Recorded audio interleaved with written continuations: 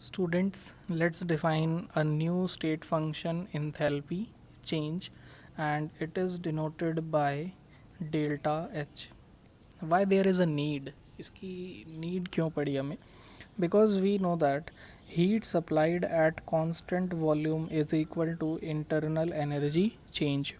What is QV? यहाँ पे हमें पता होना चाहिए कि QV क्या होता है.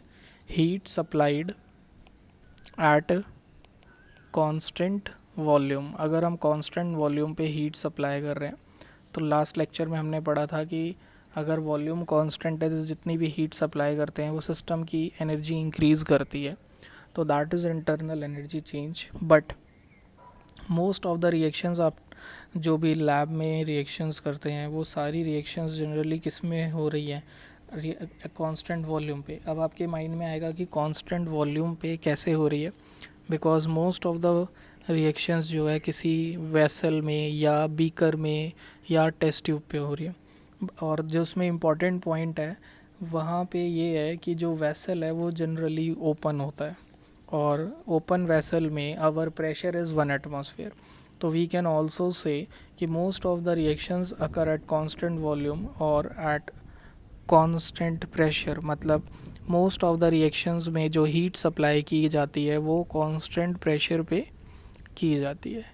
Now first law of thermodynamics, अगर हमें फर्स्ट लॉ ऑफ थर्मोडायनेमिक्स की इक्वेशन का यूज़ करें तो using FLOT first law of thermodynamics we know that delta U is equal to Q plus W और delta U is internal energy change which is U2 minus U1.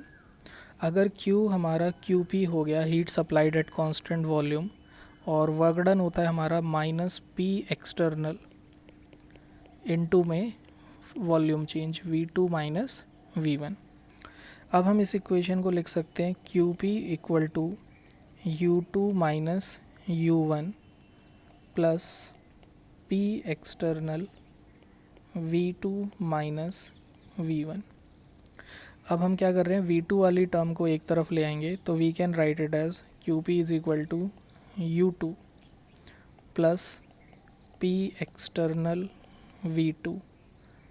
तो हमने क्या किया है जो सेम टर्म है जैसे U2 और P एक्सटर्नल V2 इनको एक साथ लिख दिया. अब अगर हम नेगेटिव साइन बाहर लिख लें तो अंदर क्या बचेगा U1 plus P external V1. तो वी कैन से कि we have two different thing. तो यहाँ पे हमने एक नया स्टेट फंक्शन डिफाइन किया है इंथैल्पी. तो heat supplied at constant pressure is enthalpy. जो भी हीट सप्लाई कर रहे हैं हम कांस्टेंट प्रेशर पे वो क्या है? इंथैल्पी है. तो therefore use equation H is equal to U plus del PV. अब आप क्या लिख सकते हैं? H is equal to U plus P del V. Sir आपने V डेल P क्यों नहीं लिखा है? बिकॉज हम ऑलरेडी डिस्कस कर चुके हैं कि reaction is taking place eight constant pressure. Pressure constant है तो चेंज इन वॉल्यूम क्या हो जाएगा? 0. तो H is equal to PV बच गया हमारे पास. तो अब नाउ डेल PV की जगह PV लिख लेते हैं. तो सिंपली बाद में इसको डिटेल में डिस्कस करेंगे डेल PV वाला फंक्शन. अभी इसको छोड़ देते हैं. H is equal to U plus PV रख लेते हैं. बिकॉज जब चेंज की बात करेंगे एक्चुअली गलती ये हो गई है कि वो डेल PV तब यूज़ करते हैं जब हम इसे डेल H लिखते हैं. Then it is del U plus del PV. अब ये करेक्ट है. तो फर्स्ट ऑफ ऑल हमने जो थर्मोडाइनमिकली लिखा है H is equal to U plus PV और डेल लगा दिया तो del H is equal to del U plus del PV. Now अब ये जो डेल H है इसको हम लिख सकते हैं del U plus P del V plus V del P. अब ठीक है हमारा प्रेशर कांस्टेंट है तो ये टर्म हमारा 0 हो जाएगा. तो इंथैल्पी चेंज होता है delta U plus P delta V. Now अब अगर हम इस वाली इक्वेशन को ध्यान से देखें QP is equal to U plus P V2 U1 plus P external V2. तो यहाँ से हमारे पास जो एक्सप्रेशन आ रहा है वो क्या आ रहा है, Q P is equal to H2 minus H1 which is equal to delta H. तो you can say using equation 1 and equation 2, तो फ्रॉम इक्वेशन 1 और 2 हमें ये मिल गया. तो we can say heat supplied at constant pressure is enthalpy change. I must advise you कि आप इसे याद कर लीजिए. तो हमने फाइनली एक नया फंक्शन डिटरमाइन कर लिया, एंथैल्पी चेंज. कभी भी हम हीट सप्लाई की बात करेंगे, कोई केमिकल रिएक्शन की बात करेंगे, enthalpy change in a reaction की बात करेंगे, तो any heat change in a reaction, कोई भी जो हीट चेंज होगा किसी रिएक्शन में, और वो रिएक्शन ओपन वेसल में ही होती है केमिस्ट्री में, तो heat change in a reaction तो फिर भी मेंशन होना चाहिए एट कांस्टेंट प्रेशर. तो कांस्टेंट प्रेशर पे जो भी हीट चेंज आएगा we call it as enthalpy change. क्या बोलेंगे, enthalpy change. And it is denoted by delta H. इसको हम डिनोट करेंगे किससे, डेल्टा एच से. नाउ अब एक और केस है यहाँ पे कि जैसे हमें पता है कि delta H is equal to del U plus P delta V. Now we know that P V is equal to N R T. हमें पता है कि जो पी वी होता है वो क्या होता है, N R T. As reaction is taking place at constant pressure. Reaction constant pressure पे हो रहा है, तो हम ये भी कह सकते हैं इनिशियल वॉल्यूम V1 है और initial number of moles N1 है. अब जब रिएक्शन का वॉल्यूम चेंज करेंगे V2 में तो नंबर ऑफ मोल्स N2 हो जाएंगे, क्योंकि volume is directly proportional to number of moles at constant temperature and pressure. तो यहाँ से हमारे पास आ गया P delta V is equal to delta NG/RT.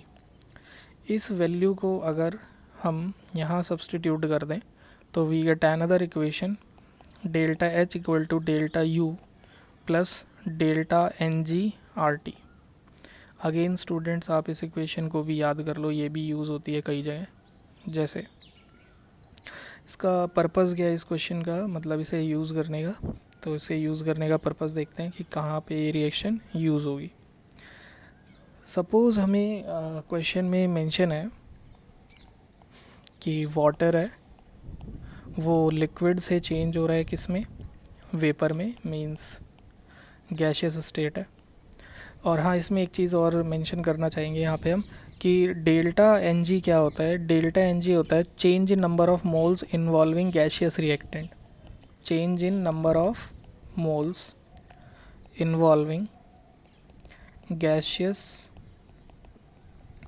Reactant and product. और अगले न्यूमेरिकल में हम डिस्कस कर लेंगे कि जो रिएक्टेंट और प्रोडक्ट है सिर्फ गैशियस वाले लेंगे, सॉलिड और लिक्विड वाले नहीं लेंगे. तो आप आगे फॉर्मूला भी लिख सकते हैं, summation of number of moles of product minus summation of number of moles of reactant. P product को शो कर रहा है, आर रिएक्टेंट को शो कर रहा है. तो क्वेश्चन में वाटर लिक्विड से गैस में जा रहा है और टेम्परेचर गिवन है 100 डिग्री सेल्सियस गिवन है, और क्वेश्चन में गिवन है कि molar enthalpy of vaporization means 1 mole के लिए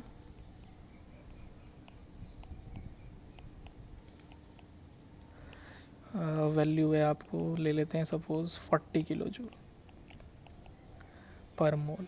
वैसे मोलर गिवन है तो लिखने की ज़रूरत नहीं है. अब क्वेश्चन में पूछा है कैलकुलेट इंटरनल एनर्जी चेंज. वैसे तो ये एनसीईआरटी का बहुत ही इजी क्वेश्चन है, लेकिन इस क्वेश्चन का जो कंसेप्ट है वो बड़ा अच्छा है, क्योंकि जब आप थर्मोडायनेमिक्स बहुत ज़्यादा पढ़ लेते हैं तो आप एक बात याद रखते हैं कि internal energy change is zero eight constant temperature. और ऐसा क्वेश्चन जब भी ऑब्जेक्टिव में, नीट या मेंस में आता है तो उसमें एक ऑप्शन जीरो का होता ही है.